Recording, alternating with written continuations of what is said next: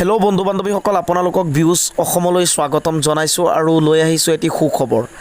কালি অৰ্থাৎ মঙলবাৰৰ পৰা দেশৰ প্ৰধানমন্ত্ৰী নৰেন্দ্ৰ মোদীয়ে উজ্জ্বলা আঁচনিৰ জৰিয়তে দেশৰ কোটি কোটি মহিলাক যোগান ধৰিব বিনামূলীয়া ৰন্ধন গেছ। আৰু কোনে এই ৰন্ধন গেছ বিনামূলীয়াকৈ পাব আৰু কোনে কেনেকৈ আবেদন কৰিব লাগিব, কি নথিপত্ৰৰ প্ৰয়োজন হ'ব জনাম এই ভিডিঅ'টোত। যদি চেনেলটো ছাবস্ক্ৰাইব কৰিছে তেতিয়াহ'লে লাইক কৰিবলৈ নাপাহৰিব আৰু যদি চেনেলটো ছাবস্ক্ৰাইব কৰা নাই চেনেলটো ছাবস্ক্ৰাইব কৰি ল'ব। প্ৰধানমন্ত্ৰী নৰেন্দ্ৰ মোদীয়ে কালি অৰ্থাৎ মঙলবাৰে উজ্জ্বলা আঁচনিৰ জৰিয়তে দেশৰ কোটি কোটি জনতাক যোগান ধৰিব বিনামূলীয়া ৰন্ধন গেছ। আৰু এই বিনামূলীয়া ৰন্ধন গেছ পাবলৈ হ'লে কি নথিপত্ৰৰ প্ৰয়োজন হ'ব, সাজু কৰক আপোনাৰ সেই নথিপত্ৰসমূহ। আবেদনকাৰীৰ বয়স হ'ব লাগিব 18 বছৰ, থাকিব লাগিব BPL কাৰ্ড, জাতিগত প্ৰমাণ পত্ৰৰ লগতে পাছপোৰ্ট চাইজৰ ফটো পৰিচয় পত্ৰ আৰু থাকিব লাগিব লগতে বেংক পাছবুক।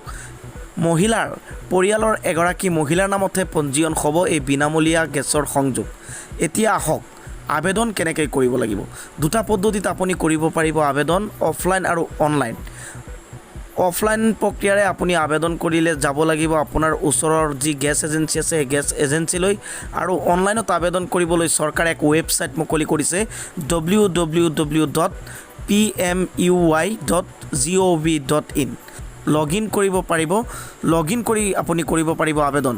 যদি যোগ্য হিতাধিকাৰী অসুবিধাৰ সন্মুখীন হয় তেতিয়াহ'লে টোল ফ্ৰী নাম্বাৰ 1800-2666-96 নম্বৰত ফোন কৰি জনাব পাৰিব আপোনাৰ অসুবিধাৰ কথা।